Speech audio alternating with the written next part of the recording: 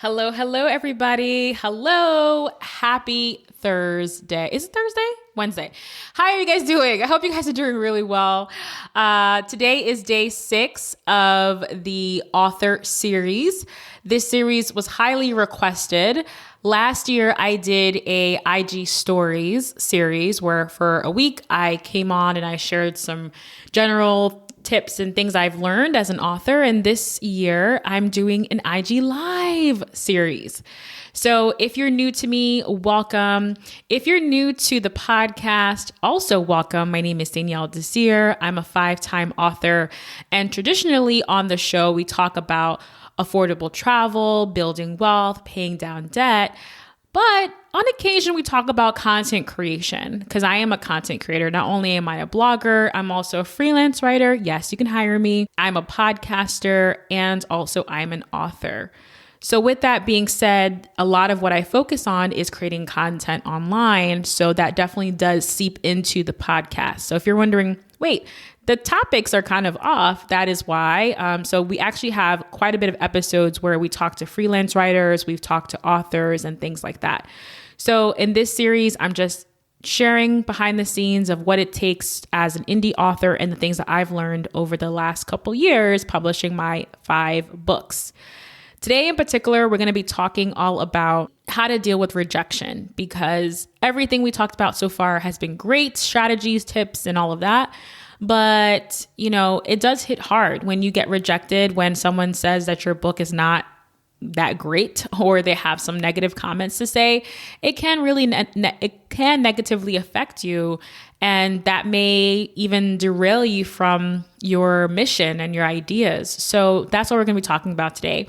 But as a quick recap, I just wanted to share with you, if you head over to my Instagram at the Danielle Desir, you're going to find all of the videos of this series. On the podcast, I actually started on day 2. So you are missing day 1, but day 1, we actually started with getting started with self-publishing. Day 2, we covered setting expectations as an author. Day 3, we covered outlining your book. Day 4, finding beta readers. Day 5, yesterday was promoting your book as an indie author. And today is dealing with rejection. So when it comes to dealing with rejection, I think this is something that I take really hard. I feel like over the past couple of years, I've been really working hard on how I react when I am opposed or when someone doesn't like what I'm doing. And it's really hard to get rejected. And I can give you a couple of examples of when this happened. So when I published my first book called Iceland, Nature, Nurture, and Adventure, I'll have the link in the show notes.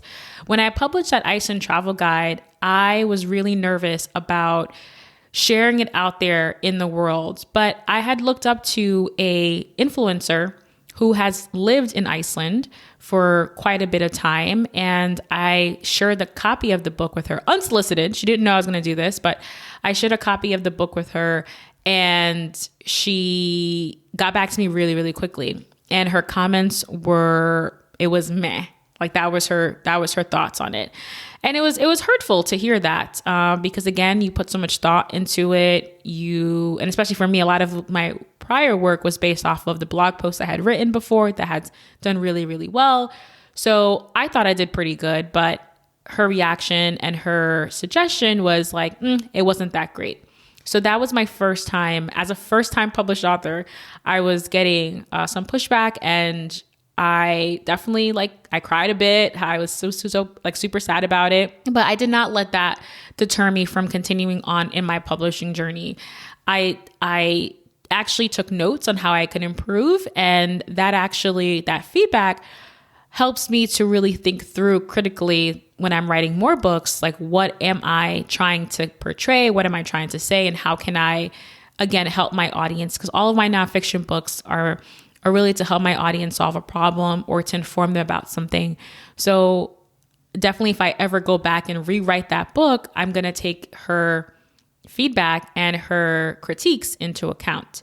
So that was actually my first book, and I was faced with some objections and some criticism. And my second book, Affording Travel, Saving Strategies for Financially Savvy Travelers, that book, I got some feedback from folks in the travel industry, and the person pretty much number one, they caught some typos. Even though I had an editor take a look at it, they did catch some typos in there. So they pointed that out. And also, in addition to pointing out the typos, they also pretty much told me that my book wasn't worth $7.99, that I should pretty much go back and devalue the book to like 99 cents. And based off of what was happening on Amazon and based off of statistics and data, that was what the evaluation that they had. They had that my book was overly priced and that, I should consider, number one, getting someone else to take a look at it in terms of copy editing. And then another thing is to change the price down to pretty much free. And that was really hurtful. And like I said, I've struggled for a long time with rejection. And I felt hurt and I was like kind of bummed out about it probably for the entire day, maybe the entire weekend.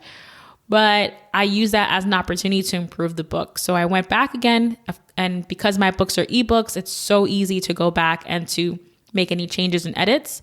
So what I did is I went back and I reread the book. I found the typos that they addressed. I was able to adjust those and republish in that same day. And I took this as a learning objective. I had talked to one of my friends who's also a published author, and she reassured me that, listen, even like some of the big books that you know and love, like I heard even the Harry Potter books, like they have typos.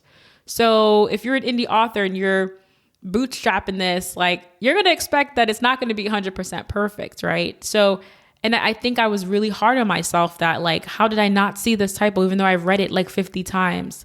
I'm like very big on like trying to be error free in a sense. But now I'm just like, you know what, if I catch a typo or if a reader tells me, listen, I found a typo, I'm like, thank you so much for that. I must have missed it. Let me go ahead and change that. So I actually welcome criticism more now because I know that that's going to help me to improve as a writer. So those were some of the comments, some of the comments that I've gotten that were pretty hard to swallow. And when I did look on Amazon to see what the pricing was, I did see pricing all over the place. There are books that are 99 cents. There are books that are $9.99. There's books that are $30.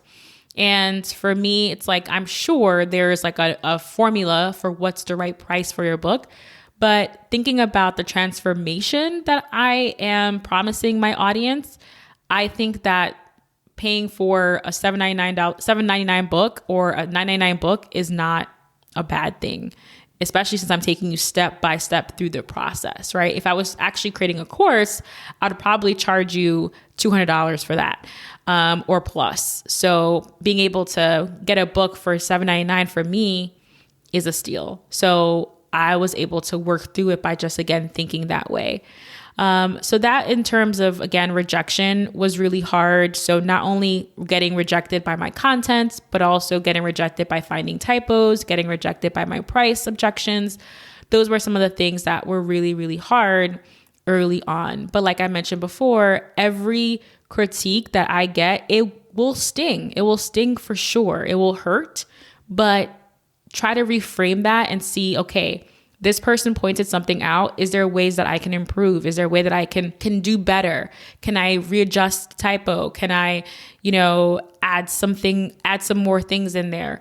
And especially if you have an ebook, it's very, very easy for you to go back in and for you to update stuff as you go. So that is really helpful.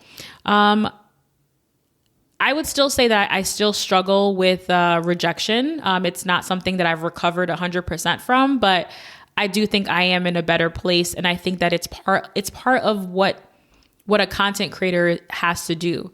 So if you're creating content, either as a writer or as a blogger or as a podcaster, there are going to be people who oppose you. There are going to be people who don't like what you have to say. You may get a negative review on the podcast per se, or you may get a negative review on your book, but are you going to let that negative review stop you, right? Are you going to let that negative review or negative comment derail you from what you're doing? Or are you going to use it as a learning objective? Are you going to use it as something that's going to help you to become a better writer and a better author? Okay. So those are my just real world experience of two of the times that I've been rejected. And another rejection could be that your audience may not be interested in the book that you're writing. And I can give you an example that is fresh in my mind. So my last book, my fifth book, Planning Local Trips During a Pandemic, that is a book that I wrote because I knew that there were so many different things that came with planning a local trip right now that I wanted to make sure that I can share with my audience from A to Z, all the things, because travel right now is so different from travel before. And unfortunately, if you're trying to travel and you're trying to use the same tactics that you used to do pre-pandemic, you're going to be very disappointed about that. So I wrote this book, and throughout the writing process of writing this local travel pandemic guide, I was feeling discouraged because I'm like, oh my gosh, if there's a vaccine anytime soon, this book may be obsolete. I'm spending literally hours pouring into all this research, trying to make this as good as possible. And at any given time, the pandemic can be over. But also I realized that book sales weren't that high. So not only can you get rejected, meaning that people tell you, like, they say no to your concepts or they critique you, but a lot of times people can reject you by just passing you up on your offer. So that is a form of rejection. So if I compare my local pandemic guide to my affording travel, my best-selling book, my affording travel book, like, the reactions are different, right? One, people love and people buy all the time, and one, people don't really buy all the time. And I remember talking to my mom about it, and I was like, Mom, like, should I continue? Like, should I stop writing this book? I really feel like it's important. Like, there's just so many things for us to consider. And she just said, encourage me. She's like, you know what? Things are changing so fast, and this may be one of many pandemics, okay?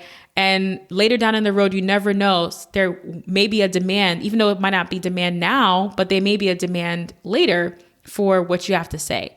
So that kind of gave me the encouragement to keep going. And is it my best-selling book? Absolutely not. It's not my best-selling book, but I realized that there were a lot of mindset shifts that I had to go through at writing that book. Not only am I writing a book that's timely, it could become outdated at any moment.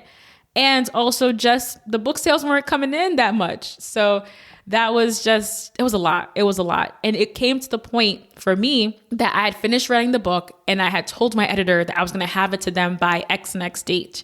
And it was like 2 weeks past that date. And I knew that my publishing date from Amazon was coming up soon. So if I miss that publishing date, I'm in big water. Amazon might just reject me completely and I might not even be able to publish with them anymore.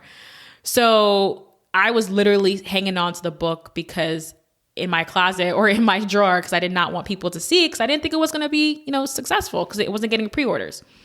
But I'm happy that I did. I pushed past it. And I think having the editor be there was like my accountability person. It was a person that was like, hey, listen, didn't you tell me that you wanted to get your book edited? So here I am now. That was really helpful. And I think, like I mentioned before, as an author, you're going to get rejected. As a content creator, you're going to get rejected either by what people say to you or what you say to yourself, or by the lack of people buying your things or buying your products. And it's all about pushing through and pushing past that. So I wouldn't be able to say that I'm a 5-time author right now if I let that first reaction, that first, this was meh, if I let that stop me. I wouldn't be. And I'm really proud of myself that I'm able to move past rejection, improve my craft, and be able to publish more books. Okay. So that is all I have for you today. No, not really practical tips, but more so mindset. I think that's really important. Again, the more you put yourself out there, the more you're going to be up for rejection, and dealing with that is going to part of the job. So tomorrow's day 7. I can't believe day 7. We're heading on our last 2 days tomorrow. Tomorrow, we're going to be talking all about, what are we talking about tomorrow? Tomorrow we're going to be talking about the editor process. So the question is, should you hire an editor or should you not hire an editor? I have a lot of thoughts on that. I think that if you're going to write a book and you want it to be taken seriously, getting an editor makes a lot of sense, especially if it's not your forte. Before I forget, my 6-week writing intensive program is closing down. So I'm no longer accepting applications or no longer accepting people come in. On Friday's the last day. So if you want to write alongside me, if you want help with getting your book self-published, meaning that not only going to be your writing partner, but also we'll work on your book descriptions, your book covers, we'll work on your marketing plan. And my goal is at the end of the program, at the end of the 6 weeks, so by June, you'll have a manuscript ready for your editor to review, and you can make sales and make some money off your ideas. So if that sounds great to you, head over to my link in my bio. If you're listening to the podcast, the show notes, you'll see the link, and I'll see you guys tomorrow.